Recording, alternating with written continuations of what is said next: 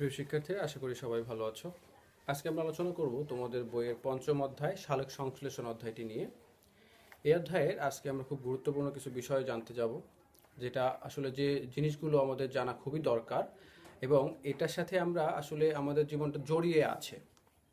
যেমন ধরো, এই পৃথিবীতে যদি গাছপালা না থাকতো, উদ্ভিদ না থাকতো, তাহলে কিন্তু আসলে আমরা এই পৃথিবীতে বাঁচতে পারতাম না। কেননা পৃথিবীতে বাঁচার জন্য আমাদের যেটা দরকার সেটা হচ্ছে অক্সিজেন, আর এই অক্সিজেনটা সরবরাহ করে হচ্ছে উদ্ভিদ বা সবুজ উদ্ভিদ, গাছপালা।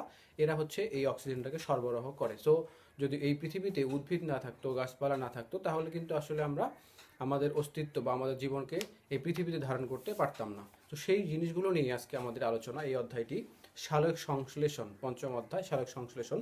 তো প্রথমে আমরা জানবো যে এই অধ্যায়টা পড়ে আমরা কি কি শিখতে যাচ্ছি, তার একটু ধারণা আমি দিয়ে রাখছি তোমাদের। যে উদ্ভিদ কিভাবে খাদ্য প্রস্তুত করে সেই জিনিসটা আমরা জানতে পারবো এই অধ্যায়টা পড়ে। তারপর সালোক সংশ্লেষণের উপর জীবজগতের নির্ভরশীলতা, যেটা আমরা একটু আগে বললাম, যে যদি এই সালোক সংশ্লেষণ বা উদ্ভিদ যদি না থাকতো, আসলে উদ্ভিদ যে প্রক্রিয়ায় খাদ্য তৈরি করে সেটা হচ্ছে সালোক সংশ্লেষণ প্রক্রিয়া। আর এই সালোক সংশ্লেষণ প্রক্রিয়াটা যদি না ঘটতো, তাহলে আমরা অক্সিজেন পেতাম না, আমরা বেঁচে থাকতে পারতাম না। এরপর হচ্ছে খাদ্য প্রস্তুতে উদ্ভিদের অবদান উপলব্ধি করতে পারবো এবং উদ্ভিদের প্রতি আমরা সংবেদনশীল হব। অর্থাৎ আমরা যে উদ্ভিদ যেহেতু আমাদেরকে বেঁচে থাকার জন্য খুব দারুণভাবে সহযোগিতা করছে, সো আমাদেরও উচিত উদ্ভিদ যাতে বা গাছপালা যাতে ভালোভাবে বেড়ে ওঠে বা তারা যেন এই পরিবেশের সাথে খুব বেশি পরিমাণেই জন্মাতে পারে, হতে পারে, সে বিষয়ে আমাদেরকে অবশ্যই নজর রাখতে হবে বা খেয়াল রাখতে হবে। তো চলো এখন আমরা আলোচনা করব যে উদ্ভিদ কিভাবে আসলে খাদ্য প্রস্তুত করে, এটা সম্বন্ধে আমরা একটু জানি। তোমরা জানো সালোক সংশ্লেষণ কথাটা তোমরা অনেকবারই শুনেছো, আমি তোমাদেরকে ক্লাসে ওই বিষয়টা, এই অধ্যায়টা পড়িয়েছিলাম। আজকে আমি আবারও অনলাইনে তোমাদেরকে বিষয়টা আবারও তোমাদের সামনে তুলে ধরবো, যাতে করে তোমরা তোমাদের বিষয়টাকে আবারও ভালো করে মনে করতে পারো। তো প্রথমে আমরা জানবো যে উদ্ভিদ কিভাবে খাদ্য তৈরি করে। আর সবচেয়ে বড় কথা হলো যে আমরা যে চলাফেরা করি বা বিভিন্ন ধরনের যে ইঞ্জিন রয়েছে, যন্ত্রগুলো রয়েছে, যেমন ফ্যান, তারপর হচ্ছে যেমন ধরো তোমার বাস, ট্রাক, রেলগাড়ি, এগুলো যে চলে, এগুলো চলার জন্য কিন্তু একটা শক্তির প্রয়োজন হয়। তাহলে এই শক্তিটা আসে থেকে, যেমন বিভিন্ন ধরনের ইঞ্জিনের যে শক্তিটা আছে সেটা ডিজেল পুড়ে সেখান থেকে সে শক্তিটা পেয়ে থাকে। আর আমরা যে চলি, আমাদের যে শক্তিটা, সেটা আসলে খাবারের মধ্য থেকেই আমরা সেই শক্তিটাকে পেয়ে থাকি। তাহলে প্রত্যেকটা জিনিসই বেঁচে থাকার জন্য খাবারের প্রয়োজন রয়েছে, তাই প্রত্যেকটা জিনিসকে খাবার তৈরি করতে হয়। সেটা হচ্ছে খাবারের জন্য কেউ নিজেই নিজের খাদ্য তৈরি করতে পারে, আবার কেউ আছে যারা আসলে অন্যের উপরে নির্ভর করে। যেমন আমরা হচ্ছে পরভোজী, আমরা আসলে কেমন, আমরা খাদ্যের জন্য অন্যের উপর আমাদেরকে নির্ভর করতে হয়। অর্থাৎ আমরা নিজের খাদ্য নিজেরা তৈরি করতে পারি না, কিন্তু উদ্ভিদ নিজের খাদ্য নিজেরা তৈরি করতে পারে সালোক সংশ্লেষণ প্রক্রিয়ার মাধ্যমে। আর এই কথাটা আজকে আমরা জানবো যে সবুজ উদ্ভিদ, এখানে যেটা ঘটে যে সবুজ উদ্ভিদগুলো সূর্যালোক থেকে, মানে সূর্যালোকের উপস্থিতিতে বা সূর্য আলোর বা সূর্য শক্তিটাকে কাজে লাগিয়ে উদ্ভিদের যে পাতা থাকে, সেই পাতায় ক্লোরোফিল বা প্লাস্টিড থাকে। এই ক্লোরোফিল বা প্লাস্টিডের উপস্থিতিতে বা এর মাধ্যমে উদ্ভিদ বাতাসের কার্বন ডাইঅক্সাইড এবং সূর্যালোক এবং তোমার পানি এর মধ্যে বিক্রিয়া করেই আসলে কিন্তু সালোক সংশ্লেষণ প্রক্রিয়াটি সংঘটিত হয় বা ঘটে থাকে। অর্থাৎ এখানে যেটা ঘটে যে উদ্ভিদ সূর্যালোকের উপস্থিতিতে পাতায় যে ক্লোরোফিল থাকে সেটার সাহায্যে এবং বাতাসে যে আমরা নিঃশ্বাসের সাহায্যে যে নিঃশ্বাসের সাথে যে আমরা কার্বন ডাইঅক্সাইড ত্যাগ করি, সেই কার্বন ডাইঅক্সাইডের উপস্থিতিতে পানির সাথে বিক্রিয়া করে উদ্ভিদ তার খাদ্য, শর্করা জাতীয় খাদ্য তৈরি করে। আর এই খাদ্য তৈরির মেইন যে জায়গাটা আছে সেটা হচ্ছে পাতা, অর্থাৎ পাতাতেই কিন্তু এই সালোক সংশ্লেষণ প্রক্রিয়াটি ঘটে থাকে। কারণ পাতার মধ্যেই প্লাস্টিড বা ক্লোরোপ্লাস্টগুলো বেশি পরিমাণে থাকে, এই কারণে এই পাতার মধ্যেই এই সালোক সংশ্লেষণ প্রক্রিয়াটি সম্পূর্ণভাবে ঘটে থাকে। তো এখানে আমরা জানবো যে পাতাকে সালোক সংশ্লেষণের প্রধান স্থান রূপে কেন আমরা বিবেচনা করি বা কেন ধরা হয় বা কেন এই ঘটনাটা এখানেই ঘটে, সেটা আমরা একটু জানবো। এর কারণগুলো, তিনটি কারণ তোমাদের বইয়ে সুন্দর করে উল্লেখ করে দেওয়া আছে, এখানে এখানে দেওয়া আছে। আমি সেটা একটু সুন্দর করে বোর্ডে শর্ট করে লেখার চেষ্টা করছি। যে পাতা চ্যাপ্টা ও সম্প্রসারিত হওয়ার কারণে সূর্যের রশ্মি এবং অল্প সময়ে প্রচুর পরিমাণে কার্বন ডাইঅক্সাইড গ্যাস শোষিত হতে পারে। অর্থাৎ আমরা যদি দেখি পাতার দিকে, যে কোনো পাতায় যদি আমরা একটু আঁকার চেষ্টা করি, মনে করো এই একটা পাতা, এই পাতাটা সাধারণত কেমন হয়ে থাকে, চ্যাপ্টা হয়ে থাকে এবং এটা কিন্তু প্রসারিত হয়ে থাকে। এই প্রসারিত এবং চ্যাপ্টা হওয়ার কারণে এই জায়গাটা সূর্যের আলোটা খুব বেশি পরিমাণে সূর্যের আলোটা এটা পাবে, এবং এই যে যেহেতু জায়গাটাও বেশি, এখান থেকে খুব বেশি পরিমাণে কার্বন ডাইঅক্সাইডকে সে গ্রহণ করতে পারবে। আর তোমরা জানো যে এই পাতা, তোমরা যদি সূক্ষ্ম অণুবীক্ষণিক যন্ত্র দিয়ে দেখো যে পাতার মধ্যে ক্ষুদ্র ক্ষুদ্র ছিদ্র দেখা যায়, এটাকে বলা হচ্ছে পত্ররন্ধ্র, অর্থাৎ খুবই সূক্ষ্ম ছিদ্রগুলো। ওই ছিদ্র পথেই কিন্তু আসলে আমরা যে কার্বন ডাইঅক্সাইডটা ত্যাগ করি, সেই কার্বন ডাইঅক্সাইডটা ধরো এরকম এরকম অনেক ছিদ্র রয়েছে, ক্ষুদ্র ক্ষুদ্র ছিদ্র রয়েছে, যেগুলোকে আমরা পত্ররন্ধ্র বলি। এই পত্ররন্ধ্রের মধ্য দিয়ে আমরা যে কার্বন ডাইঅক্সাইড ত্যাগ করি, কার্বন ডাইঅক্সাইড আমরা যেটা ত্যাগ করি, সেই কার্বন ডাইঅক্সাইড এই পত্রের রন্ধ্রের মধ্য দিয়ে পাতায় প্রবেশ করে, এবং সূর্যালোকের উপস্থিতিতে, সূর্যের আলোর উপস্থিতিতে এবং এর মধ্যে যে প্লাস্টিক রয়েছে বা ক্লোরোফিল রয়েছে, ক্লোরোফিল, এগুলোর উপস্থিতিতে কিন্তু আসলে এখানে বিক্রিয়াটা ঘটে এবং শর্করা জাতীয় খাদ্য তৈরি হয়।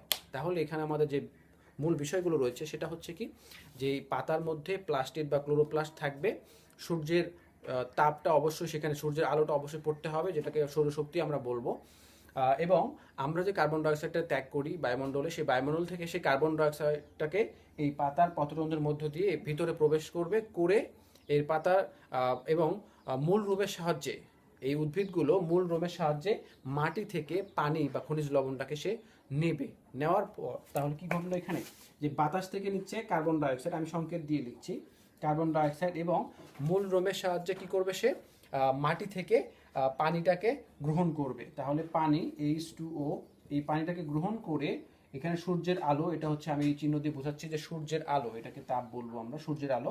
আর কি থাকবে, ক্লোরোফিল,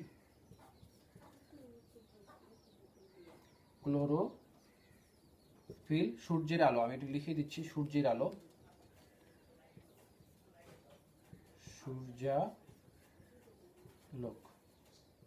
সূর্যালোক।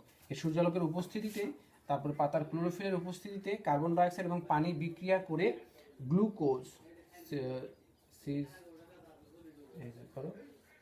O6 প্লাস পানি তৈরি করবে। তাহলে এখানে যেটা ঘটে আসলে মূলত যে বিক্রিয়াটি এখানে হয়, অক্সিজেন, তাহলে সূর্যালোক এবং ক্লোরোফিলের উপস্থিতিতে এখানে উদ্ভিদ শর্করা জাতীয়, এটাকে শর্করা জাতীয় খাদ্য গ্লুকোজ বলবো, এবং পানি তৈরি করে। এই বিক্রিয়াটি এখানে ঘটে থাকে। আর যেহেতু পাতাটা অনেক চ্যাপ্টা হওয়ার কারণে এই জায়গাটা বেশি পরিমাণে সূর্যের আলো পড়বে এবং খুব বেশি পরিমাণে কার্বন ডাইঅক্সাইড এর ভিতর দিয়ে পাতার ভিতরে প্রবেশ করতে পারবে। এই কারণেই আসলে পাতাটাকে সালোক সংশ্লেষণের ঘটার জায়গা হিসেবে নির্বাচিত করা হয়েছে বা হয়ে গেছে, এটা অটোমেটিক্যালি হয়ে গেছে। আচ্ছা, তারপরে কথা হচ্ছে পাতার কোষগুলোতে ক্লোরোপ্লাস্টের সংখ্যা অনেক বেশি, অর্থাৎ এই পাতার যে কোষ রয়েছে, আর এটা মনে রাখতে হবে যে ক্লোরোপ্লাস্টগুলো সাধারণত সবুজ জায়গা, এটা এদের বর্ণটা সবুজ হওয়ার কারণে পাতার মধ্যেই অবস্থান করে, উদ্ভিদের অন্য কোনো জায়গায় এই ক্লোরোপ্লাস্ট এটা অবস্থান করে না, শুধুমাত্র পাতার মধ্যেই এটা অবস্থান করে। এরপর রয়েছে পাতায় অসংখ্য পত্ররন্ধ্র থাকায় সালোক সংশ্লেষণের সময় গ্যাসীয় পদার্থের আদান প্রদান খুব সহজ হয়। আমরা যেহেতু দেখলাম যে সালোক সংশ্লেষণ প্রক্রিয়াটা সম্পূর্ণ করার জন্য কি দরকার, কার্বন ডাইঅক্সাইড দরকার হয়ে থাকে। তাহলে এই কার্বন ডাইঅক্সাইডে তো পাতার ভিতরে অবশ্যই প্রবেশ করতে হবে, আর এই পত্ররন্ধ্রগুলো খুব বেশি পরিমাণে বা পাতার মধ্যেই বেশি পরিমাণে বা ঢোকার জায়গাগুলো থাকার কারণেই কিন্তু এই পাতার মধ্যে এই বিক্রিয়াটি ঘটে। অর্থাৎ এই পত্ররন্ধ্রের মধ্য দিয়ে একবার কার্বন ডাইঅক্সাইড প্রবেশ করে বিক্রিয়া করে এই গ্লুকোজ, অক্সিজেন এবং পানি তৈরি করবে। পরবর্তীতে এই পাতার মধ্য দিয়ে আবার এই অক্সিজেনকে সে বাইরে বের করে দিবে, আর সেই অক্সিজেনটা আমরা গ্রহণ করব এবং আমরা বেঁচে থাকব। এইভাবেই কিন্তু এই বিক্রিয়াটা সম্পন্ন হয়ে থাকে। তাহলে তিনটি কারণ এখানে রয়েছে। মূলত প্রথম কারণটা হচ্ছে পাতা চ্যাপ্টা ও সম্প্রসারিত হওয়ার কারণে বেশি পরিমাণে সূর্যরশ্মি এবং অল্প সময়ে প্রচুর পরিমাণে কার্বন ডাইঅক্সাইড গ্যাস এর ভিতরে শোষিত হতে পারে। এই কারণে পাতাটাকে সাধারণত সালোক সংশ্লেষণ বিক্রিয়াটা এখানেই ঘটে থাকে। দ্বিতীয়ত, পাতার কোষগুলোতে ক্লোরোপ্লাস্টের সংখ্যা খুব বেশি পরিমাণে থাকে, যার কারণে যেহেতু সালোক সংশ্লেষণ প্রক্রিয়াটার জন্য ক্লোরোপ্লাস্টের উপস্থিতি অবশ্যই লাগে, এই কারণেই কিন্তু পাতার মধ্যে এই ঘটনাটা ঘটে বা সালোক সংশ্লেষণ প্রক্রিয়াটা সম্পন্ন হয়। আর তৃতীয়ত, পাতায় অসংখ্য পত্ররন্ধ্র থাকার কারণে সালোক সংশ্লেষণ প্রক্রিয়ায় যে কার্বন ডাইঅক্সাইড গ্যাস প্রথমে প্রবেশ করবে, তারপর যে অক্সিজেন বের হবে, এই যে গ্যাসীয় মাধ্যমগুলো রয়েছে বা গ্যাসীয় উপাদানগুলো রয়েছে, এটা এর মধ্যে খুব সহজেই প্রবেশ করতে পারে এবং বের হয়ে আসতে পারে, যার কারণে এই পাতার মধ্যেই সালোক সংশ্লেষণ প্রক্রিয়াটি সম্পন্ন হয়ে থাকে। আচ্ছা, এবারে আমরা জানবো সালোক সংশ্লেষণ পদ্ধতি পার্ট 3 থেকে 6। এখানে যেটা দেখো যে স্থলজ উদ্ভিদ মাটি থেকে মূলরোম দ্বারা পানি শোষণ করে, যেটা আমরা একটু আগেই বললাম যে মাটি থেকে স্থলজ অর্থাৎ যেগুলো আসলে ডাঙ্গায় বা সচরাচর ভূমির উপরে, যেটা পানিতে নয় উঁচু জায়গায় যে উদ্ভিদগুলো হয়ে থাকে, সেই উদ্ভিদগুলো মূল রোমের সাহায্যে মাটি থেকে পানি শোষণ করবে। নিমজ্জিত জলজ উদ্ভিদগুলো যেগুলো আছে, অর্থাৎ পানির ভিতরে যে উদ্ভিদগুলো রয়েছে, সেই উদ্ভিদগুলো কি করবে, তাদের যে দেহ রয়েছে, কাণ্ড রয়েছে, দেহতল, সেই দেহতল দিয়ে পানি সংগ্রহ করবে। সালোক সংশ্লেষণ প্রক্রিয়ার আলো একটা অপরিহার্য বিষয়, যেটা আমরা জানলাম যে সূর্যের রশ্মি যদি সেখানে উপস্থিত না থাকে তাহলে এই বিক্রিয়াটি ঘটা কখনোই সম্ভব নয়, অর্থাৎ সূর্যালোকের উপস্থিতি সেখানে অবশ্যই থাকতে হবে। তাহলে যেগুলো এই ঘটনাটা ঘটার জন্য আমাদের যে মেইন যে জিনিসগুলো দরকার সেটা হচ্ছে সূর্যের আলো, অবশ্যই এটা দরকার হবে। এটা ছাড়া আসলে এই বিক্রিয়াটি সম্পন্ন হওয়া সম্ভব নয়। আলোর প্রধান উৎস হচ্ছে সূর্য। সালোক সংশ্লেষণের সময় বায়ুমণ্ডলের কার্বন ডাইঅক্সাইড পত্ররন্ধ্রের ভিতর দিয়ে পাতায় প্রবেশ করবে, যেটা আমরা একটু আগে চিত্রের মাধ্যমে দেখালাম তোমাদের, যে পাতায় যে পত্ররন্ধ্র থাকে অর্থাৎ ক্ষুদ্র ক্ষুদ্র ছিদ্রগুলো থাকে, সেই ছিদ্রগুলোর মধ্য দিয়ে কার্বন ডাইঅক্সাইড, বায়ুমণ্ডল থেকে কার্বন ডাইঅক্সাইড সেই পত্ররন্ধ্রের মধ্য দিয়ে পাতার ভিতরে প্রবেশ করে। এরপর সূর্যালোকের উপস্থিতিতে ক্লোরোফিলের সহায়তায় পানি ও কার্বন ডাইঅক্সাইড বিক্রিয়া করবে। এই যে কার্বন ডাইঅক্সাইড পত্ররন্ধ্রের ভিতর মধ্য দিয়ে পাতায় প্রবেশ করেছে, আর মূল রোমের সাহায্যে পানি উদ্ভিদ আগে থেকে গ্রহণ করে রেখেছিল, সেই পানি আর এই কার্বন ডাইঅক্সাইড বিক্রিয়া করে সূর্যালোকের উপস্থিতিতে বিক্রিয়া করে এই একটা মানে শর্করা জাতীয় খাদ্য তৈরি করবে, যেটা আসলে উদ্ভিদ খাবে, সেটা থেকে ফল ফুল হবে, পাতা হবে, বৃদ্ধি পাবে উদ্ভিদ, এবং পরবর্তীতে সেই ফল ফুল আমরা খেয়ে আমরাও কিন্তু সেই শক্তিটাকে আমাদের মধ্যে নিয়ে নিচ্ছি। এইভাবে কিন্তু আসলে সাইক্লিকভাবে বা চক্র আকারে কিন্তু এই ঘটনাটা ঘটতেই থাকে। তাহলে বিক্রিয়াটা যদি আমরা দেখি, তাহলে প্রথম কথা হচ্ছে এখানে যেটা আমাদের দরকার সেটা হচ্ছে 1 নম্বর কথা, যে মূল রোমের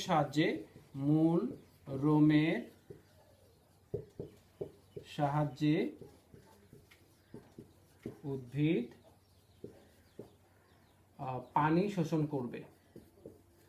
পানি শোষণ করে। এটা কার জন্য? এটা হচ্ছে স্থলজ উদ্ভিদ, অর্থাৎ উঁচু জায়গায় যে উদ্ভিদগুলো জন্মায় সেগুলো স্থলজ উদ্ভিদ, এদের জন্য এটা ঘটবে। আর যারা জলজ উদ্ভিদ তাদের জন্য উদ্ভিদের যে দেহতল থাকে, জলের ভিতরে নিমজ্জিত অবস্থায় যে দেহতল থাকবে, সেই দেহতলের সাহায্যে উদ্ভিদ পানিটাকে গ্রহণ করবে। দ্বিতীয়ত হচ্ছে পত্ররন্ধ্রের মধ্য দিয়ে কার্বন ডাইঅক্সাইড প্রবেশ করবে। পত্ররন্ধ্র এর মধ্য দিয়ে কার্বন ডাইঅক্সাইড CO2, কার্বন ডাইঅক্সাইডের সংকেত, এটা আমি সংকেত আকারে লিখছি, কার্বন ডাইঅক্সাইড পাতায় প্রবেশ করবে।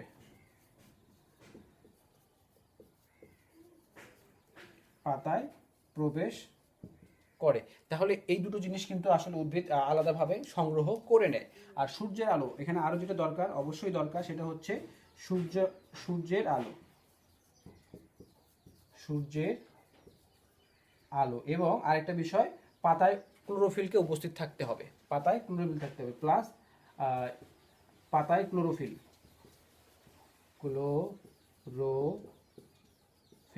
তাহলে এই কটা জিনিস অবশ্যই আমাদের এই বিক্রিয়াটা বা সালোক সংশ্লেষণ প্রক্রিয়াটা সম্পন্ন করার জন্য আমাদের এই কটা জিনিসের প্রয়োজন অবশ্যই হবে। তো এই বিক্রিয়াটা আমাদের সহজে মনে রাখার জন্য আমাদের এই তথ্যগুলো অবশ্যই মাথায় রাখতে হবে, যে এই জিনিসগুলো ছাড়া বিক্রিয়াটা ঘটা সম্ভব নয়। এবার যদি আমরা বিক্রিয়াটাকে লিখি, তোমরা অবশ্যই এটা নোট করে রাখবে যে একটা সালোক সংশ্লেষণ প্রক্রিয়া যে সম্পন্ন হবে, সেই সালোক সংশ্লেষণ প্রক্রিয়ার জন্য আমাদের কি কি দরকার হয়, এই জিনিসগুলোর দরকার হয়। এই জিনিসগুলো তোমরা অবশ্যই সুন্দর করে নোট করে রাখবে। আর এরপরে যেটা ঘটবে, এখন আমরা জানলাম মূল রোমের সাহায্যে উদ্ভিদ পানি সংগ্রহ করবে, আর জলজ উদ্ভিদ যারা আছে তারা দেহতল, নিমজ্জিত অবস্থায় যে দেহতল থাকে উদ্ভিদের, সেই দেহতলের সাহায্যে পানি সংগ্রহ করবে। এরপর তাহলে কি কি নিয়েছে? কার্বন ডাইঅক্সাইড সে নিয়েছে এবং পানিও নিয়েছে, পানিও নিয়েছে, তাহলে এখানে কি করবে, এই কার্বন ডাইঅক্সাইড এবং এই পানি আলোর উপস্থিতিতে অর্থাৎ সূর্যের আলোর উপস্থিতিতে ক্লোরোপ্লাস্টও থাকবে বা ক্লোরোফিল সেখানে থাকবে, বিক্রিয়া করবে। অর্থাৎ আমরা যদি এটাকে বড় করে বাংলায় লিখি, কার্বন ডাই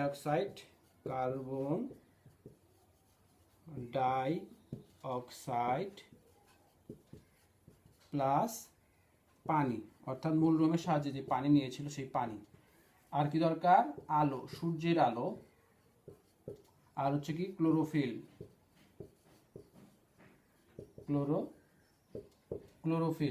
তারপর কি উৎপন্ন হবে, গ্লুকোজ, শর্করা জাতীয় খাদ্য, গ্লুকোজ। আরও একটা উপাদান, সেটা হচ্ছে অক্সিজেন, যেটা না হলে আমরা বাঁচতে পারবো না, অক্সিজেন। আর একটা কি, পানি। এই পানির অপর নাম হচ্ছে জীবন। এই পানিটাও এখান থেকেই উৎপন্ন হবে, বা এখানে জলীয় বাষ্প হয়ে আসে, যেটা খুব অল্প পরিমাণে আসে, অবশ্যই এটা খুব অল্প পরিমাণে, তবে অক্সিজেনটা খুব ব্যাপক পরিমাণে আসবে, যেটা ছাড়া আসলে আমরা আমাদের অস্তিত্বকে টিকিয়ে রাখতে পারবো না। তাহলে এটাকে যদি সংকেত আকারে লিখি, আমি লিখে দিয়েছিলাম অলরেডি একবার, আমি আবারও লিখছি। কার্বন ডাইঅক্সাইডের সংকেত এটা, পানির সংকেত H2O, আমি তোমাদেরকে পড়িয়েছিলাম। আর এই তাপকে বা এই আলোটাকে আমরা এই ডেল চিহ্ন, এটাকে ডেল চিহ্ন বলা হয়, ত্রিভুজের মতো অনেকটা, এটা উপরের দিকে মাথায় থাকবে। আর কি থাকবে, ক্লোরোফিল বা প্লাস্টিড, আমরা ক্লোরোফিল লিখছি, ক্লোরোফিল উৎপন্ন হবে হচ্ছে গ্লুকোজ, গ্লুকোজের সংকেত হচ্ছে এটা C6H12O6 প্লাস অক্সিজেন O2 আর পানি H2O। তোমরা এই জিনিসটা মাথায় রাখবে বা এটা একটু মনে রাখার চেষ্টা করবে। এটা হচ্ছে আমাদের সালোক সংশ্লেষণ প্রক্রিয়া যে বিক্রিয়াটা ঘটে, সেটা হচ্ছে এই বিক্রিয়া। এটা হচ্ছে তোমাদের কথায় লিখবে এইভাবে। আর যদি তোমরা চাও যে এটা এই বিক্রিয়াটাকে আমরা প্রতীক সংকেতের মাধ্যমে লিখতে চাই, তাহলে তোমরা সুন্দর করে এইভাবে লিখে দিবে। ওকে, তাহলে এই গেল আমাদের সালোক সংশ্লেষণ প্রক্রিয়া। তাহলে আমরা এখানে জানলাম কি, সালোক সংশ্লেষণ প্রক্রিয়ায় অক্সিজেন উৎপন্ন হয়। এই যে অক্সিজেন উৎপন্ন হয় বা নির্গত হয়, এটা আমরা একটা পরীক্ষার মাধ্যমে আমরা একটু দেখব। যদি আমি তোমাদেরকে ক্লাসে এটা করিয়েছিলাম, আবার একটু আলোচনা করছি, তোমরা একটু খেয়াল করবে। এই পরীক্ষার জন্য আমাদের যে জিনিসগুলো দরকার হবে তা হচ্ছে একটা ফানেল দরকার হবে, একটা টেস্ট টিউব দরকার হবে, একটা বড় বিকার দরকার হবে, হাইড্রিলা উদ্ভিদ দরকার হবে এবং পানির প্রয়োজন হবে। তো এখানে সুন্দর করে চিত্রটা দেওয়া আছে, আমি তোমাদের চিত্রটার সাহায্যে আমি একটু বুঝিয়ে দিচ্ছি। প্রথমে আমাদের যেটা করতে হবে সেটা হলো যে হাইড্রা এই উদ্ভিদটাকে নেব। আমরা একটা এই বড় যে একটা বিকার দেখছো, এর মধ্যে এই বিকারের 3 ভাগের 2 ভাগ পানি দ্বারা পূর্ণ করব। এরপর একটা ফানেলের মধ্যে হাইড্রা উদ্ভিদগুলোকে, ফানেলের যে নল আছে সেই নলের দিকে হাইড্রা উদ্ভিদগুলোর গোড়াটাকে নলের ভিতরে প্রবেশ করিয়ে দিব বা ঢুকিয়ে দিব। এরপর ওই ফানেলটাকে আমরা এই সম্পূর্ণ এই পানির মধ্যে নিমজ্জিত করব। অর্থাৎ যে পানি নিয়েছিলাম আমরা, 3 ভাগের 2 ভাগ পানি নিয়েছিলাম, এর মধ্যে আমরা নিমজ্জিত করব ফানেলটাকে। তারপর আমরা একটা টেস্ট টিউব নেব, একেবারে পানি দিয়ে পূর্ণ করা, অর্থাৎ পানি ভর্তি করে একটা টেস্ট টিউব নেব, নিয়ে সেটাকে বৃদ্ধাঙ্গুলি দিয়ে ওটার মুখটাকে চেপে ধরবো। ধরে আমরা এমনভাবে এই ফানেলের এই নলের ভিতরে এই টেস্ট টিউবকে প্রবেশ করিয়ে দিব, যাতে করে এর মধ্যে কোনো রকমের গ্যাস বা বাতাস প্রবেশ করতে না পারে। এরপর যেটা করব যে এই টেস্ট টিউবটাকে বা এই বিকারটাকে সমস্তটাকে আমরা একটা রোদে খোলা জায়গায় রেখে দিব। রেখে দেওয়ার পর যাতে করে কিছুক্ষণ এর মধ্যে সূর্যের আলো পড়ে, তার কিছুক্ষণ পরেই আমরা দেখব যে এই যে ফানেলের মধ্যে যে হাইড্রা উদ্ভিদের গোড়াগুলো এখানে দেওয়া ছিল, এর মধ্য দিয়ে দেখা যাচ্ছে যে কিছু গ্যাস বুদবুদ আকারে এই টেস্ট টিউবের উপরে গিয়ে জমা হবে। এরপর যদি আমরা বেশ কিছুক্ষণ রেখে দিই, তাহলে দেখা যাবে যে এই টেস্ট টিউবটা আস্তে আস্তে একেবারে পানি শূন্য, পানির একদম নিচে নেমে আসবে, অর্থাৎ উপরের অংশটা গ্যাস দিয়ে ভর্তি হয়ে যাবে। তো এর মধ্যে কি ধরনের গ্যাস আছে, হাইড্রোজেন গ্যাস আছে না অক্সিজেন গ্যাস আছে, সেটা বোঝার জন্য আমাদের আরেকটা পরীক্ষা করতে হবে। সেটা হলো যে ওই টেস্ট টিউবটাকে কোনোভাবে আমরা ওটাকে সরিয়ে নিয়ে আসবো, মুখ বন্ধ করে সরিয়ে নিয়ে আসবো। নিয়ে এসে ধরো একটা দেশলাই আমরা একটু আগে জ্বলিয়েছি বা জ্বালিয়ে তারপরে ফু দিয়ে নিভিয়ে দিব। নিভিয়ে দিয়ে ওই দেশলাইটার নিভন্ত দেশলাইটাকে আমরা তৎক্ষণাৎ বা সাথে সাথেই আমরা এই টেস্ট টিউবের মুখে ধরবো। ধরার সাথে সাথে দেখা যাবে যে এই টেস্ট টিউবের মুখে ধরার সাথে সাথেই এই নিভন্ত সেই দেশলাইটা হঠাৎ করে দুপ করে জ্বলে উঠবে। তাহলে কি বোঝা গেল? তাহলে এখানে একটা গ্যাস আছে। আর আমরা জানি অক্সিজেনের একটা বৈশিষ্ট্য হচ্ছে এটা আগুন জ্বালাতে সাহায্য করে, বা এটা হচ্ছে দাহ্য, এটাকে দহন করা সম্ভব। তাহলে অবশ্যই আমরা বুঝতে পারবো তাহলে এই গ্যাসটা এই টেস্ট টিউবের মধ্যে অবশ্যই আমাদের অক্সিজেন গ্যাসটা জমা হয়েছিল। তাহলে এই সালোক সংশ্লেষণ প্রক্রিয়ায় তাহলে কি ঘটনা ঘটেছে? এখানে ঘটনা ঘটেছে হলো যে হাইড্রা তার সূর্যের আলোর উপস্থিতিতে তার ভিতরে যে ক্লোরোপ্লাস্ট ছিল, সেই ক্লোরোপ্লাস্টের সাহায্য নিয়ে সে কি করেছে, সালোক সংশ্লেষণ প্রক্রিয়ায় নিজের খাদ্য তৈরি করেছে। তাতে করে কিছু পরিমাণে অক্সিজেন গ্যাস, ওই যে বললাম আমরা, কিছু পরিমাণে অক্সিজেন গ্যাস বের হয়ে যাবে। তাহলে সেই অক্সিজেন গ্যাসটা কিন্তু এখানে গিয়ে জমা হয়েছে টেস্ট টিউবে, তাহলে ওর মধ্যে অবশ্যই অক্সিজেন গ্যাস ছিল। এটা হলো আমাদের পরীক্ষা। এরপর আমরা জানবো পার্ট 7-এ জীবজগতে সালোক সংশ্লেষণের তাৎপর্য এবং গুরুত্ব সম্পর্কে। এখানে যেটা বলা হয়েছে, আমি একটু আগেই শুরুতেই আলোচনা করেছিলাম যে আমাদের বেঁচে থাকার জন্য খাদ্যের দরকার, শক্তি দরকার চলাফেরা করার জন্য। তো এই শক্তিটা আমরা কোত্থেকে পাবো? খাবারের মধ্যে থেকেই পাবো। সেই খাবারটা কোত্থেকে আসবে? বিভিন্ন ধরনের উদ্ভিদ থেকেই তো আসে। ওকে, যেমন ধরো আমরা যে শাকসবজি খাই, ভাত খাই, বিভিন্ন ধরনের ফলমূল খাই, এগুলো যে খাই এখান থেকে কিন্তু আমাদের শক্তিটা ভিতরে চলে আসে। ইভেন আমরা যে ধরো অনেকে বিভিন্ন ধরনের মাংস খেয়ে থাকি, চিকেন খেয়ে থাকি, আরও যে যেমনটা খেয়ে থাকে, সেই যে মাংসগুলো আমরা খাই সেটা থেকেও কিন্তু আমরা শক্তিটা পাই। কেননা ওই যে চিকেনটা আমরা খেলাম, ওই চিকেনটা কিন্তু দেখা যায় ধান খেয়েছে বা বিভিন্ন ধরনের ঘাস খেয়েছে বা পোকামাকড় খেয়েছে, অথবা দেখো গরু, ছাগল, তারপর অন্যান্য যে জীবজন্তুগুলো রয়েছে এরাও কিন্তু আসলে কি খায়? বিভিন্ন ধরনের ঘাস, লতাপাতা এগুলো খেয়ে থাকে। তাহলে ঘাস লতাপাতা থেকে তারাও শক্তিটা খেয়ে তাদের মধ্যে শক্তি সঞ্চয় করে, আবার তাদেরকে আমরা খেয়ে আমরাও কিন্তু শক্তি সঞ্চয় করি। তাহলে এইভাবে কিন্তু শক্তিটা একটা অবস্থা থেকে আরেকটা অবস্থায় শুধুমাত্র ডেলিভার হয় বা রূপান্তরিত হয়। তাহলে আমরা যেটা জানলাম, শক্তির কোনো ধ্বংস বা সৃষ্টি নাই, এটা তোমরা পরবর্তী ক্লাসে জানতে পারবে। এটা শুধুমাত্র একটা অবস্থা থেকে আরেকটা অবস্থায় রূপান্তর হতে পারে মাত্র। তাহলে এখানে কিছু গুরুত্ব তোমাদের বইয়ে তুলে ধরা হয়েছে, আর দুটো গুরুত্বের কথা এখানে বলা হয়েছে। আমি একটু তোমাদেরকে সংক্ষেপে বলি যে জীবজগতের জন্য প্রাথমিক খাদ্য যে শর্করা, যে খাবারটা আমরা খেয়ে থাকি সেটা এই সালোক সংশ্লেষণের মাধ্যমে কিন্তু উৎপন্ন হয়ে থাকে, যেটাকে আমরা বললাম গ্লুকোজ। সেটা হচ্ছে শর্করা জাতীয় খাদ্য। আর প্রাণী হোক অথবা উদ্ভিদ হোক, জীবের কর্মচাঞ্চল্যের জন্য মূলেই রয়েছে যে খাদ্য। কারণ খাদ্য সাথে শোষণের একটা নিবিড় সম্পর্ক রয়েছে। শোষণের ফলে শক্তি নির্গত হয়, তাই তাপ শক্তি সরবরাহকারী শোষণ প্রক্রিয়াটির উপর উদ্ভিদ এবং প্রাণী একান্তভাবে নির্ভরশীল। এখানেও কিন্তু তাপ শক্তি উৎপন্ন হয় বা শক্তি উৎপন্ন হয়, বা গ্লুকোজ যে একটা শর্করা জাতীয় খাদ্য, এই সালোক সংশ্লেষণ প্রক্রিয়ার মধ্যে কিন্তু এটা ঘটে থাকে। এই কারণে আমরা বলতে পারি যে জীবজগতে সালোক সংশ্লেষণ প্রক্রিয়াটি খুবই গুরুত্বপূর্ণ। যদি পরীক্ষায় প্রশ্নটা আসে যে সালোক সংশ্লেষণ প্রক্রিয়াটি জীবজগতের জন্য গুরুত্বপূর্ণ কেন, ব্যাখ্যা করো, তখন আমরা এই দুটো পয়েন্ট সুন্দর করে উঠিয়ে দেবো এবং নিজের মতো করে গুছিয়ে আমি যেভাবে বললাম তোমরা সেভাবে লেখার চেষ্টা করবে।